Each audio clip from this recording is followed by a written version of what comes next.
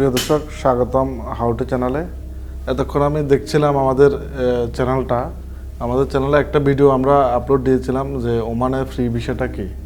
তো দেখলাম এই ভিডিওটা সবচেয়ে বেশি র্যাঙ্কিংয়ে আছে, থাকারই কথা, কারণ যে টপিক নিয়ে আমরা করেছি আসলে ওই টপিকটা খুবই মানে অনেকের চাওয়া যে আসলে জিনিসটা কি। তো ভালোই লাগলো যে টপিকটা নিয়ে। আসলে ফ্রি ভিসার কারণে আমাদের আজকে কাজের বিভিন্ন সমস্যা হচ্ছে। তো আমরা আজকে যে বিষয়টা নিয়ে ভিডিও বানাবো ওটা হচ্ছে যে বাংলাদেশিরা যে বাংলাদেশের শ্রমিকরা যে ওমানে আসতেছে, এদের মধ্যে বেকারত্ব প্রচুর। সন্ধ্যা হলে দেখবেন আপনার প্রত্যেকটা মার্কেটে, বাজারে, তারপর দেখবেন বিভিন্ন খোলামেলা জায়গায় দেখবেন বাঙালিরা জড়ো হয়ে কাজের খোঁজ করতেছে। বেকার অনেক, প্রায় এখন 100 জনের মধ্যে প্রায় 60% লোক বেকার এখন। আর যারা এঙ্গেজ চাকরি করতেছে তারা তো চাকরি করতেছে। তো এই বেকারত্বটার কারণটা কি, আজকে আমরা খুব খুঁজে আমরা 5টা কারণ বের করছি। ওই 5টা কারণ নিয়ে আলোচনা করবো এই ভিডিওতে।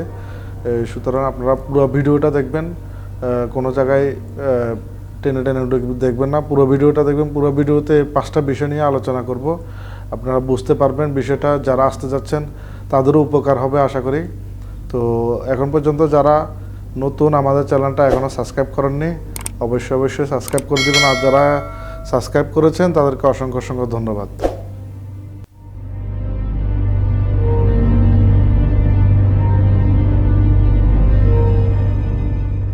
আলোচনা করব। তো আমরা বিভিন্ন ইউটিউবার, বিভিন্ন ওয়েবসাইট, বিভিন্ন জায়গার বিভিন্ন মাধ্যম থেকে আমরা যে জিনিসটা আসলে বুঝতে পারছি, সে 5টা বিষয় সবগুলোকে তো আর আলোচনা করা যাবে না, কারণ আপনারও টাইম নেই, আমারও টাইম নেই যে 10 মিনিটের একটা ভিডিও দেখা।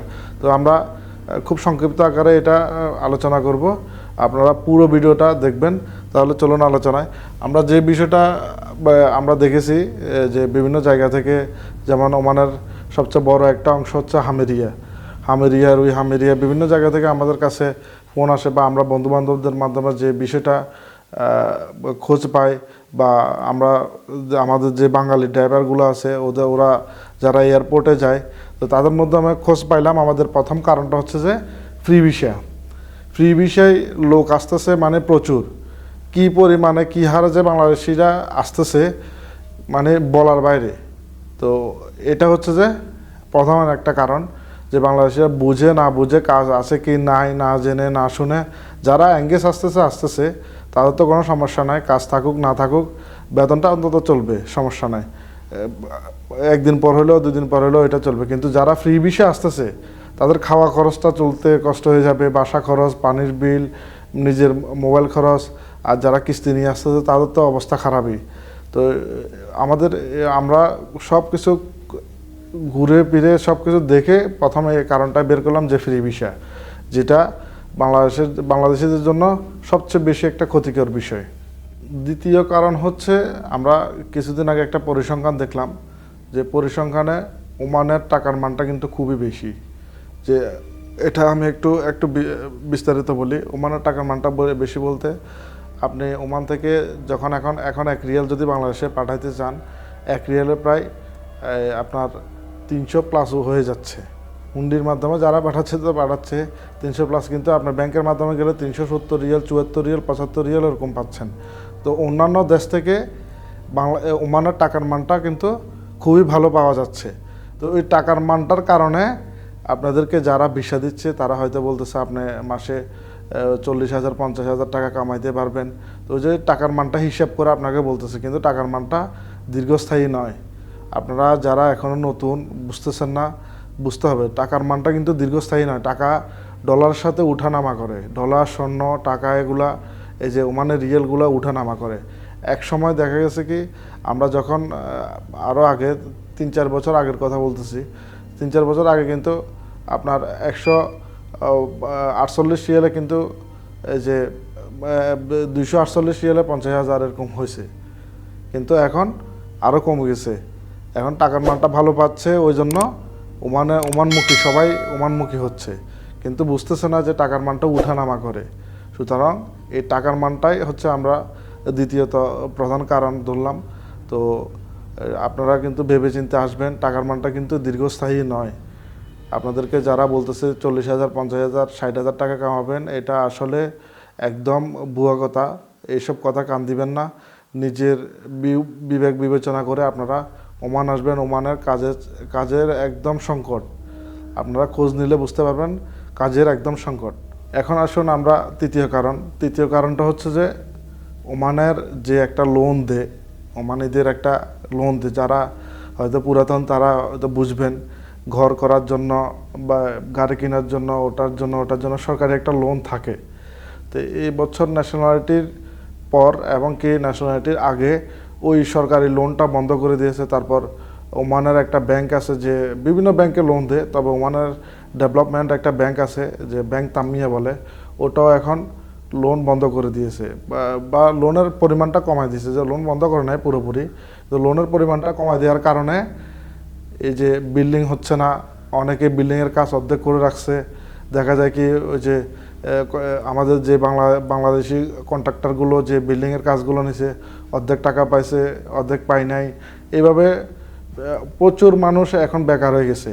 দেখা যায় কি আপনার একটা কন্ট্রাক্টরের আন্ডারে ধরেন 20 জন ধরেন 10টা সাইট ধরেন 5টা সাইট চলতেছে, একটা সাইটে 4 জন করে। তো দেখা গেল কি ওনার লোনের কারণে দেখা গেলো কি 3টে সাইটে বন্ধ হয়ে গেছে। তাহলে ওই 3 জন লোকটাকে ওই কন্ট্রাক্টরে কোথায় নিয়ে যাবে? লাগবে 2 জন লোক, ওই জায়গায় কি আপনারা 5 জন দিবে? বুঝেন নাই? তো সব কিছু একটার সাথে একটা কি জড়িত। লোনের সাথে আমাদের এই যে বাঙালিদের কাজের সাথে আপনাদের স্যালারির সাথে সব কিছু জড়িত। ওই জন্য আমরা এই যে যেখানে 3 জন লাগছে সেখানে হয়তো 4 জন লাগাইতে পারবে লোক, ওখানে তো আর 10 জন লাগাইতে পারবে না। ওই জন্য এই যে বেকারত্বের হারটা এখনও কি বেড়ে গেছে। এখানে অনেক আমরা দেখতেছি না আশেপাশে যে অনেক ওমানি ছেলেমেয়েরা অনেক স্কলারশিপ নিয়ে আসছে বাইরের দেশ থেকে, এখনও পর্যন্ত বেকার ঘুরতেছে, ওরকমও আছে আমাদের নিজেদের দেখা। তো সুতরাং কাজ এখানে বলতে এখানে না, বাংলাদেশে যেরকম কাজের সংকট, দুবাইতেও সেরকম কাজের সংকট। এখন এই যে করোনার পর থেকে কাজের সংকটটা অল বিশ্বে দেখা দিয়েছে।